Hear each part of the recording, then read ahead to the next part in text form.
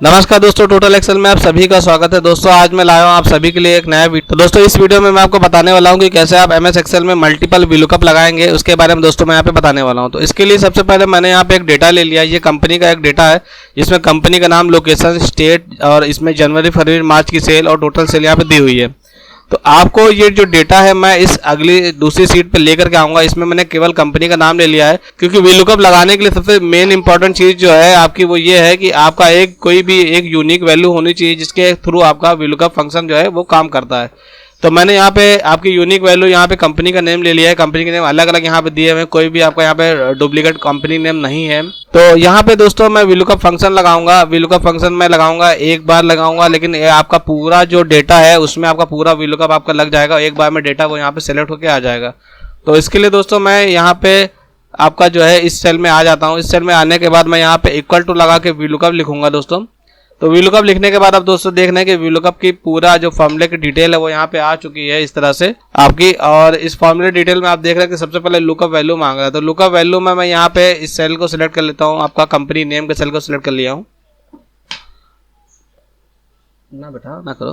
Company का cell select करने के बाद आप दोस्तों देख रहे हैं कि यहाँ पे A2 लेकर के आ रहा है। लेकिन आपको एक चीज ध्यान रखनी है कि जब भी आप जो फॉर्मूला यहाँ से आप दूसरे सेल में जब भी आप कॉपी करेंगे या नीचे कभी भी जाएंगे तो आपका जो यहाँ पे वीलुकअप वैल्यू है वो आपको ऑटोमेटिक चेंज हो जाएगा, क्योंकि ये अभी लॉक नहीं किया गया है।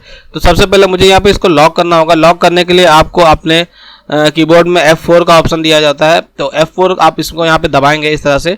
तो मैंने यहाँ पे एक बार F4 दबाया है, तो आप देख रहे हैं कि आपका यहाँ पे जो कॉलम है और रो है दोनों ही यहाँ पे आपका लॉक हो गया है। जब आपका डॉलर लग करके आ जाता है आपके कॉलम और रो में दोनों में, तो यानी कि आपका रो और कॉलम दोनों ही आपका लॉक हो चुका है। लेकिन मुझे यहाँ पे रो और कॉलम दोनों लॉक नहीं करना है, मुझे यहाँ पे केवल कॉलम को लॉक करना है, रो को लॉक नहीं करना है। तो मैं यहाँ पे दोबारा से एक बार F4 दबाऊंगा दोस्तों। तो आप दोबारा से F4 दबा के तो आप यहाँ पे देख रहे हैं कि आपका जो कॉलम है वो लॉक नहीं हुआ, लेकिन रो आपका लॉक हो गया। लेकिन मुझे रो लॉक नहीं करना, तो मैं दोबारा से एक बार फिर से एक बार F4 दबाऊंगा। तो मैंने आपका 3 बार यहाँ पे F4 दबाया है। तो F4 दबाने के बाद आप देख रहे हैं अब जो यहाँ पे आया हुआ है आपका डॉलर जो है वो A के आगे लगा, यानी कि कॉलम A के आगे डॉलर लगा, यानी कि कॉलम A जो है वो लॉक हो गया है।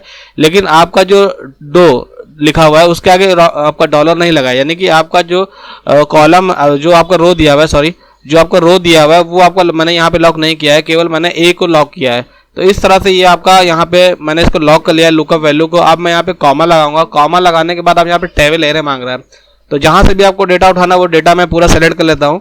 तो डेटा मैं यहाँ पे इस तरह से सेलेक्ट कर लेता हूँ आपका। ये मैंने आपका डेटा को सेलेक्ट कर लिया है।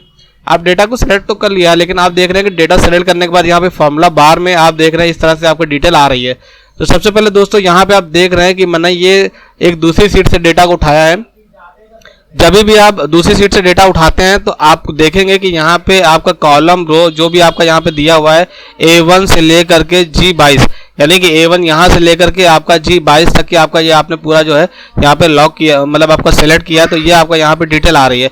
लेकिन आप देख रहे हैं कि सभी के आगे यहाँ पे डॉलर दिया हुआ, यानी कि आपका जो ये आपका सिलेक्शन है ये आपका पूरी तरह से लॉक ऑलरेडी होकर के आ रहा है, क्योंकि आपने एक अदर सीट से यहाँ पे आप फॉर्मूला लगा रहे हैं। तो यहाँ पे आपका ऑलरेडी इसने लॉक कर लिया, तो यहाँ पे आपको लॉक करने की जरूरत नहीं है दोस्तों। तो इसके बाद मैं यहाँ पे कॉमा लगाऊंगा। कॉमा लगाने के बाद आप देख रहे हैं कि यहाँ पे कॉलम इंडेक्स नंबर मांग रहा है। कॉलम इंडेक्स नंबर मांग रहा है, तो अभी यहाँ पे मैं बार बार एक एक करके कॉलम डालूं, तो उसके लिए मैं यहाँ पे मैच फंक्शन का यूज़ करूँगा। तो मैं यहाँ पे मैच फंक्शन लिख लेता हूँ। मैच जैसे ही लिखूंगा कि यहाँ पे आपका मैच की डिटेल आ जाएंगी आपका फॉर्मूला की। तो मैं यहाँ पे टैब को दबाऊंगा। तो टैब दबाने के बाद आपका मैच फंक्शन जो है आपका यहाँ फॉर्मूला जो आपका ओपन होकर के आ जा रहा है। अब मैच फंक्शन को मैंने ओपन तो कर लिया, लेकिन यहाँ पे लुकअप वैल्यू मांग रहा है। अब मुझे कॉलम्स कलेक्शन के लिए मैं यहाँ पे मैच फंक्शन का यूज़ कर रहा हूँ, क्योंकि मुझे बार बार कॉलम नंबर डालना पड़ेगा, तो वो ना डालना पड़े इसके लिए मैंने यहाँ पे मैच फंक्शन का यूज़ किया है। तो अभी आपका लुकअप वैल्यू मांग रहा है। तो लुकअप वैल्यू के लिए मैं अपनी वही उसी सीट पर जाऊँगा जिस सीट पर मुझे फॉर्मूला को लगाना है। तो मैं यहाँ पे अपनी सीट पे आ गया और लुकअप वैल्यू में यहाँ पे मैं आपकी लोकेशन के जो आपका सेल है इसको मैं सेलेक्ट कर ले रहा हूँ, क्योंकि मुझे जो इस कॉलम में के लिए ही मुझे डेटा चाहिए, तो मैंने ये सेलेक्ट कर लिया है। और जैसे ही आप फॉर्मूला को आगे यहाँ पे कॉपी करेंगे तो आपका ऑटोमेटिक जो है आपका जो कॉलम जो है 1 बाय 1 आपका चेंज होता चला जाएगा, क्योंकि मैं यहाँ पे इस तरह से फॉर्मूला लगाने वाला हूँ। तो आप देख रहे हैं कि मैंने यहाँ पे इसको सेलेक्ट कर लिया है। मैच फंक्शन में आपका लुकअप वैल्यू में यहाँ पे सेलेक्ट कर लिया है। सेलेक्ट करने के बाद आप देख रहे हैं कि यहाँ पे अभी जो लिख करके आ रहा है इस आप फॉर्मूला बार में देखेंगे तो यहाँ पे B1 लिख करके आ रहा है, लेकिन मुझे यहाँ पे B1 अभी यहाँ पे लिखा हुआ है, और जब भी मैं फॉर्मूला कॉपी करूँगा फिर से ये आपका जो यहाँ पे वैल्यू का वैल्यू वो आपकी फिर से वो चेंज हो जाएगी, फिर से आपका जो डेटा है वो गड़बड़ हो जाएगा। तो आपको करना ये होगा कि आपको इसको भी लॉक करना होगा। इसको लॉक करने का मैं तरीका बता दे रहा हूँ। इसमें आप देख रहे हैं कि मुझे जो कॉलम यहाँ पे जो डेटा चाहिए वो लोकेशन का डेटा चाहिए। तो लोकेशन अब आप देख रहे हैं कि लोकेशन का जो फंक्शन है इसको लॉक करना है, उसके बाद मुझे C पे जाना है, उसके बाद D पे जाना है। इस तरह से मुझे आपको लोकेशन आपका जो 1 बाय 1 कॉलम को वहाँ पे सर्च करने के लिए आपको मैच फंक्शन चलाना है। तो मैं यहाँ पे इस तरह से लॉक करूँगा कि आपका जो ये आपका रो जो है वो ना चेंज हो, बट आपका कॉलम 1 बाय 1 चेंज होता रहे। तो उसके लिए मैं यहाँ पे F4 दबाऊंगा दोस्तों। F4 जैसे ही दोस्तों मैं आप दबा रहा हूँ, आप देख रहे हैं कि यहाँ पे दोनों में डॉलर लग गया, यानी कि दोनों लॉक हो गया। दोनों नहीं लॉक करना है।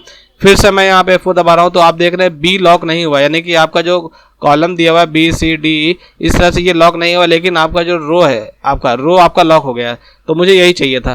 तो मैं इसके बाद मैं यहाँ पे कॉमा लगाऊंगा। कॉमा लगाने के बाद आपको लुकअप एरे मांग रहा है, यानी कि ये आप जो लोकेशन को सर्च कर रहे हैं, आपको जो मैच कराना है वो कहाँ से आपको कराना है। तो इसके लिए आपको जो है मैं दोबारा से उस सीट पे जाऊँगा जहाँ से मुझे फॉर्मूला लगाना है। तो मैं पूरे आपको जो सिलेक्शन कर लेता हूँ अपने हेडर को।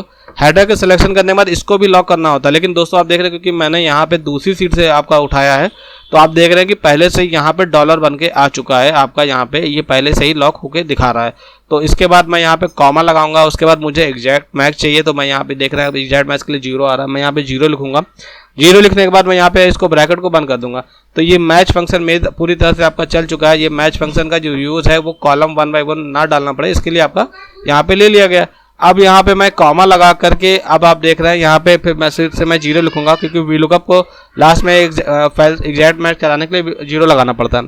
तो 0 लगाने के बाद मैं ऐसे ही इसको ब्रैकेट को बंद करके एंटर करूंगा दोस्तों। तो आप देख रहे हैं कि यहाँ पे इस तरह से VLOOKUP का आपका जो यूज है जो हो चुका है मैच फंक्शन के थ्रू।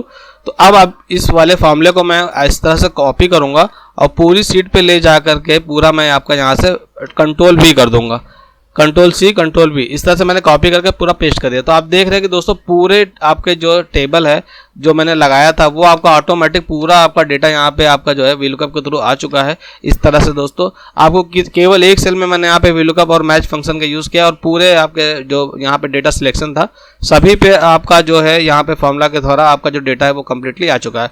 तो इस तरह से आप अगर कोई बड़ी सीट पर अगर आप लगाते हैं VLOOKUP 1 बाय 1 आप अगर लगाएंगे तो उसमें आपका बहुत ही समय लगेगा। तो इसके लिए दोस्तों मैंने ये वीडियो बनाया ताकि आपको इस वीडियो के बारे में पूरी जानकारी हो सके। तो अगर आपको दोस्तों ये वीडियो अच्छा लगा हो तो हमारे वीडियो को लाइक करिएगा, और अगर इस वीडियो से रिलेटेड कोई अगर आप जानकारी चाहते हैं, इस विषय में कुछ पूछना चाहते हैं, तो आप हमारे कमेंट बॉक्स में कमेंट करिएगा। आज के वीडियो में बस दोस्तों इतना ही। इसी तरह की वीडियो की जानकारी के लिए दोस्तों हमारे चैनल को आपको सब्सक्राइब करिएगा और वीडियो को लाइक करिएगा। आज के वीडियो में दोस्तों बस इतना ही। तब तक के लिए धन्यवाद दोस्तों। जय हिंद।